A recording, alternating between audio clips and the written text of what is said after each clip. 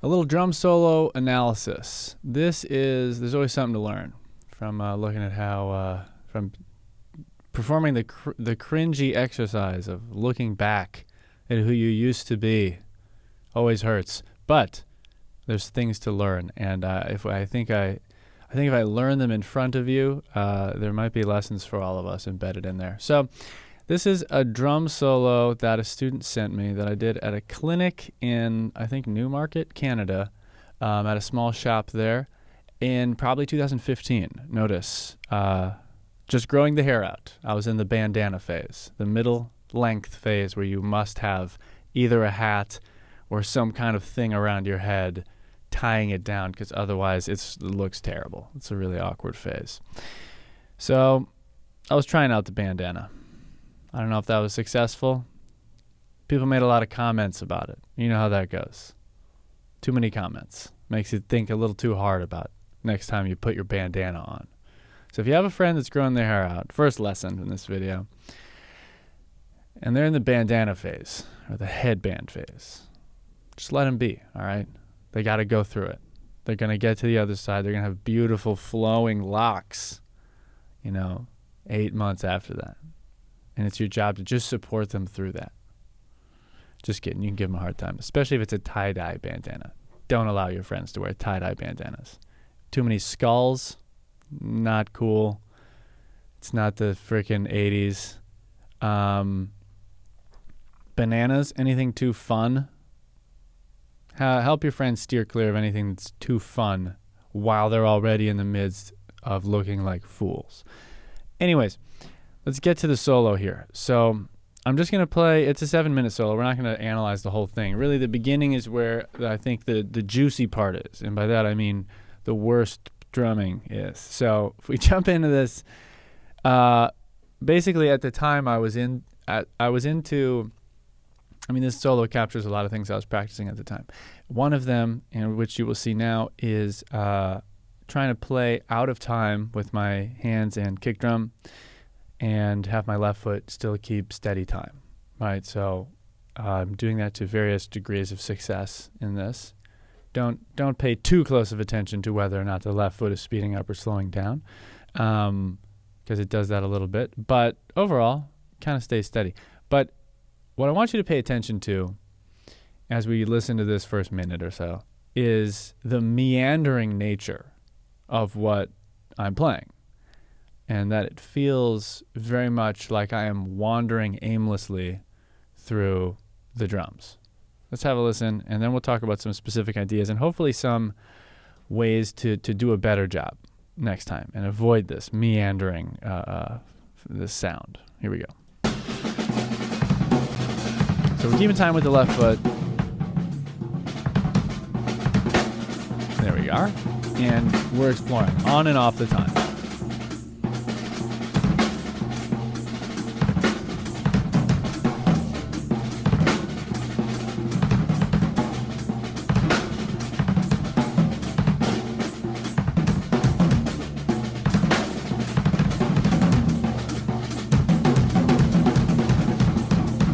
Little right-left kick. Everybody loves a little right-left kick.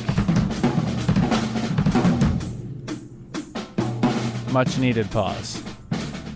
Not good enough though. Now we're in time.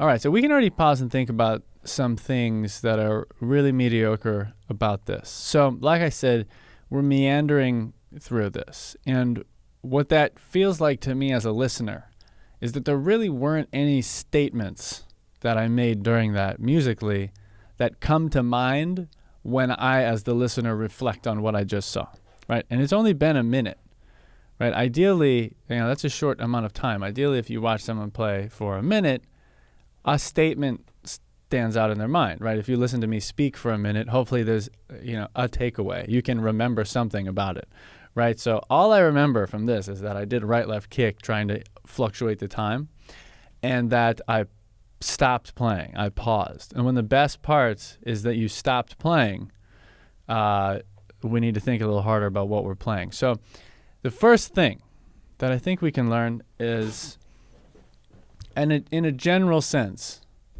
I think one thing that's lacking here is melodic statements, right? So I haven't been practicing playing out of time, in time at the same time, but I think we can fake it for the moment.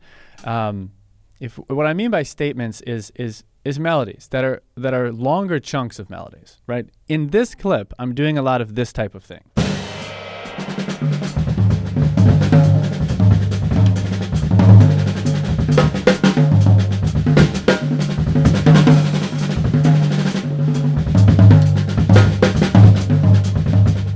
Right, so, and if I ask you to now sing me a phrase I just played, there's not any of them. It is, however, possible for me to play a phrase that's not in time, that actually has some musical content to it, that could be used as a statement. Let's try to find one, right? So if we're going, I'll start with the same sort of like meandering, and then I'll try to throw in a statement that might be more memorable.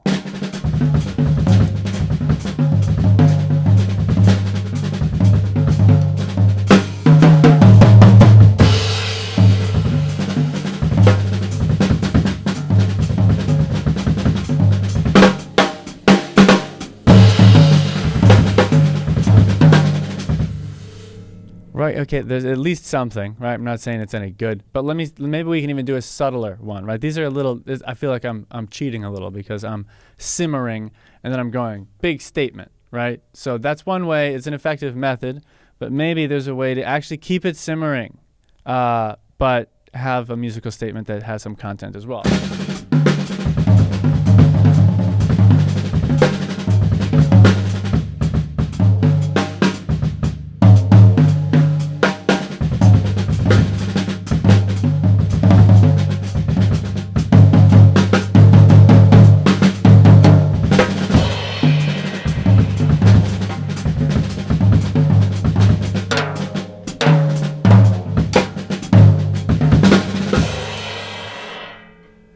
Right, so I tried to intersperse three more subtle statements in there that, again, had some musical content. And I was intentionally continuing the sort of meandering flow between those statements, which I don't enjoy. It kind of feels good to play, but it doesn't sound good. But just to prove the point, we're doing this sort of aimless meandering, and we can throw in some statements that would give more musical content to the listener and to the solo. And that is the first little move here. So if we jump back into this here, let's start from the beginning, and let's just imagine I'm doing that. And think about what else we could do better here. I like the rate changes, right? Or I should say the fluctuation of speed.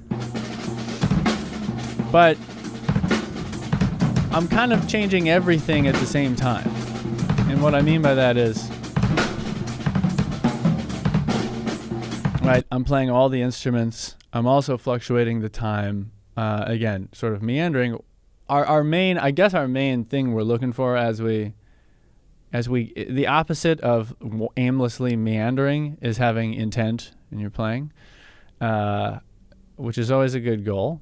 And in this case, another form of intent we could draw in here is like, again, if I'm going to really focus on this time fluctuation kind of thing, I can't also just be fluctuating everything else about it for too long, because that puts us in the gray zone where nothing is interesting. So within this fluctuation of time, I think it might be a good idea to add some structure in a way in a different dimension, right? So we could say orchestration-wise, we add a little structure. And actually, I do this later, but I do it sort of half-heartedly, and it just isn't effective. But if I find it real quick, I start focusing on tom 1 and the snare. Let me find it.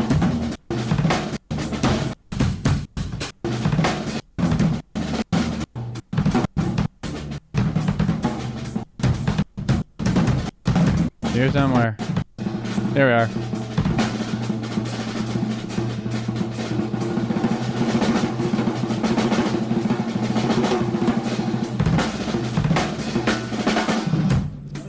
Great. This has been the best part of the solo so far. Why? Because I'm focused. I'm bringing some intent to the situation here. You remember the web of intent I've talked about in other lessons. One of the continuums on the web of intent is all the instruments versus a single instrument. And in the meandering, aimless beginning of this, I'm playing all the instruments and I'm fluctuating the time. It's not focused on anything. In this moment, we have what's almost a good execution of what is, I think, a decent idea, which is let's limit things to certain sounds and focus there. That allows me to, again, give the audience some way to describe what is going on. Like what you were doing a second ago, trying to find some melodic statements that even if they're out of time, are statements, are memorable in some way. Even if you can't sing it back to me afterward, you'd be like, he made a nice statement in the beginning. Another way you can think about your audience being able to describe what you're doing, right? Because you want to make music that is memorable and at very least recognizable, like changes that are recognizable to your audience. You can be thinking about like what you're playing. Like in this case, right, I'm keeping the same time, I'm still fluctuating everything, but I've got focus. So I'm on the tom and the snare, and I can limit myself to that and now explore just that. And then the audience might think, that part where he was really focused on like that one drum up top, you know? So it might sound like...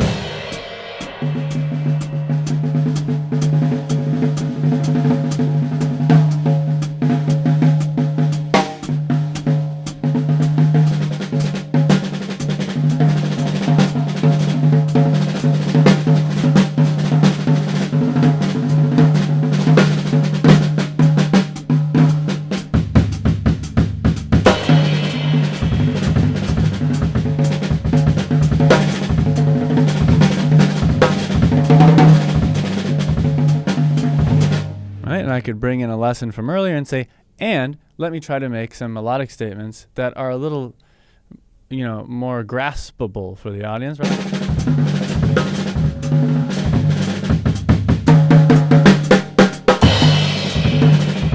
Right, whatever it might be, right? It's 4 notes on each drum, and the time is still not really in time. Anyways, so we're focused, right? I could have used that, honestly, earlier in the solo, right? Maybe, I sort of like just like crash into this, and I play everything, and then I sort of find my way to a limited orchestration that helps me stay focused, helps the listener stay focused, removes some of the noise of possibilities here. Again, a lot of times making your improvisation better, it has to do with excluding ideas. So here we are. We dive into this.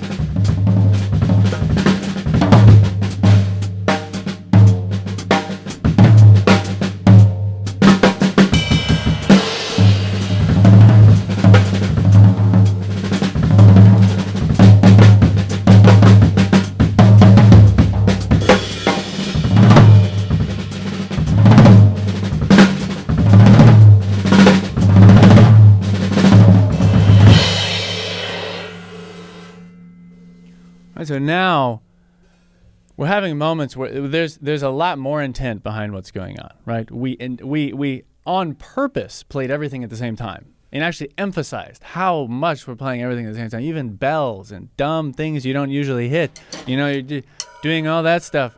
And it's like, wow, okay, we started with this, we sort of like crashed into the room, everything fell over, and now we're like putting it together one piece at a time. We're focusing on these 2 drums right here. Boom, boom. And the kick drum. We're trying to make some intentional musical statements with it. And also, as you noticed, I'm starting to really think harder about the dynamics, right? So those sort of rolls that were on the tom, like that, again, it's the intent behind it. It's not that, like, obviously dynamics are useful. But what I was doing compared to what you saw in the clip was just kind of at this mezzo forte for the whole, minute. Whereas in this, I'm like, trying to give you some statements. Again, thinking about how's my audience going to describe this And if you can imagine that I'm describing it in some way, then you're probably playing, somewhat musically. That's a good indicator, at the very least. A good heuristic that you might be doing something musical. So that's all a good start. Now let's get to what's probably the last point here. We don't need to watch the whole minute again. We don't need to suffer through that. But if I play this little end bit and we work toward the transition. Transition here is another train wreck that we can think pretty hard about and improve greatly. So let's watch from 45 seconds on. Think about the last bit of this first section. There are some redeeming qualities to this solo. One is that there are sections, and it does kind of get better as it goes on, but this beginning part, this is what we're thinking about. So let's watch through this transition into a different section, and then we'll analyze what went wrong.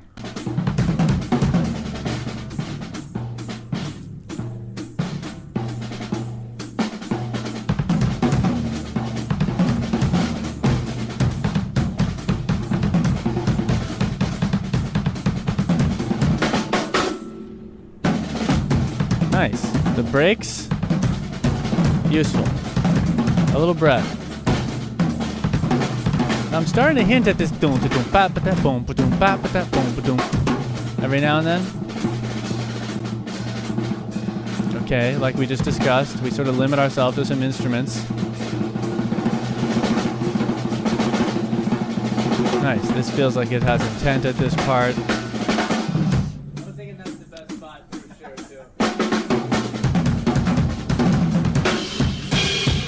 Yeah, these big crashes. Like a statement that you really mean. That's good. Looks like a transition's about to happen. Yeah. Wasn't sure where I was going with that one. But we don't even stay in 5. Ready for it? Where is it? And we're in 6 sextuplets. Okay. Let's watch that transition one more time. I'm obviously just messing up here, right? I wasn't sure where I was going. And I started playing a polyrhythm, and I was like, that could go somewhere. And then I started playing 5s, and those I think were in my head from earlier when I played them a few times. And then we end up playing not even in 5. So let's think about how we could think better here. Okay, so here we are, we got time.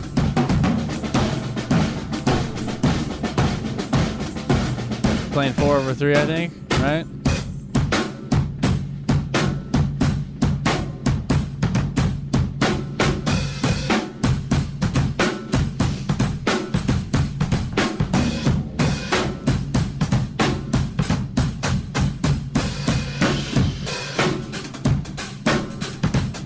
Okay, so here's what just happened. We're keeping time, right? Ba ba, and then we started playing like a 4/3, like a and we kind of dropped out the hat. This is a classic polyrhythm transition.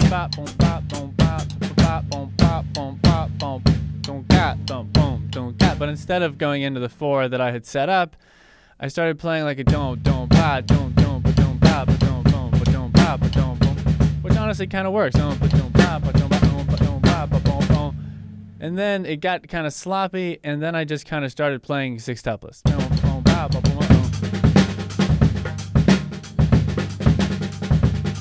Now, I don't want to give the impression that drum solos have to be like really tidy, like expected, you do this and this and this type of thing. It doesn't always have to make sense. The problem here that you can sort of see and hear is that I just don't know where I'm going. I haven't decided where I'm going, and it seems, I don't remember what it felt like to play the solo, but it really feels like I'm just sort of like, again, wandering through this section without a destination in mind. And it would have helped if I had a destination in mind as I was getting into this, and that if I really stuck with it, right? And again, I could have played 4/4 straight time after the transition, quintuplets, or sextuplets, like a 16th note triplet groove. Any of those are accessible.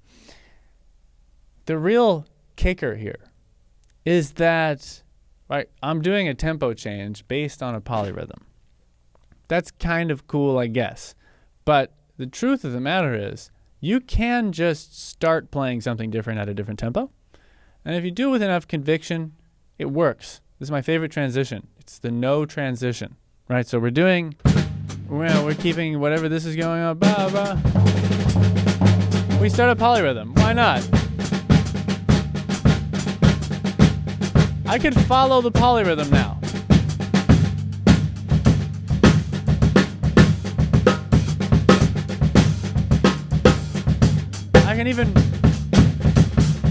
I can find that quintuplet kind of thing I was going for. But what's interesting, I could get that polyrhythm going also. And then I could just not even follow it. I could just completely change lanes and pick a different tempo and start playing that. Let's see if it works. All right, so here we are.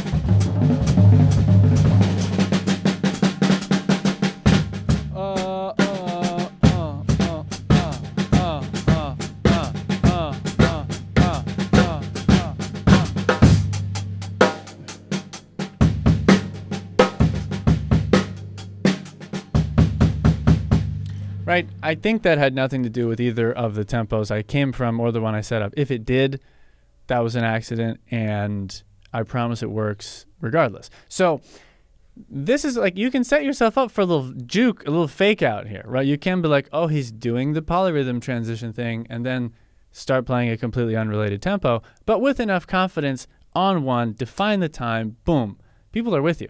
You're playing a drum solo, right? So as long as you don't need to adhere to like the band playing hits or something, it doesn't matter. The point isn't that you followed the rules of doing a transition. There are no rules for doing a transition. The point is that you had intent, you decided what you were doing, and you did it. And it's that easy, right? So if we look again back at what I was just doing, I could have stopped at any of those steps, the polyrhythm, straight time 4, the 5s, the triplets, or I could have actually moved through them all in a way that felt intentional and had some purpose behind it. But I kind of just accidentally flubbed my way through them. And again, just a mistake I made at the time. I'm not going to beat myself up about it, but that's just the lesson that we can learn from that section. Is it is helpful to, in the moment, just kind of decide what you're aiming at. Ultimately, it doesn't matter that much, right? Again, if you're playing a 7-minute drum solo, it doesn't have to have this arc. I know this video is in the way, so you can't really see me. Let's get rid of it. Go away. Okay. It doesn't have to do that and then end and call back to the beginning. I used to play all my drum solos like that. It gets very boring, very fast. So now I tend to think that your solo just needs to be moving in some direction all the time, right? It needs to be stringing the audience along. There needs to be some narrative feeling to it. I call them form fragments. I've talked about that in a YouTube masterclass on playing better drum solos. But it doesn't need to be, you don't have to have the entire solo envisioned from the get-go. That's the trick, is actually to not have it envisioned from the get-go and have it sort of appear at the end like you did, right? So you might have your second to last section really be the loudest, biggest, fastest section, but you might not, right? As long as it's moving and doing stuff, and you're using these sort of like things that make it feel like there's form, it's enough. And in this case, what I needed to do was decide where I was going and go there. Whether it followed the polyrhythm and then modulated through straight time quintuplets and then sextuplets, or not. It just needed to be something concrete, and it needed to get done. Anyways, little solo analysis, kind of fun, kind of painful, but you know what? It's a good exercise in many forms, personally and musically. So I hope y'all are having a good day, and I'll talk to you soon.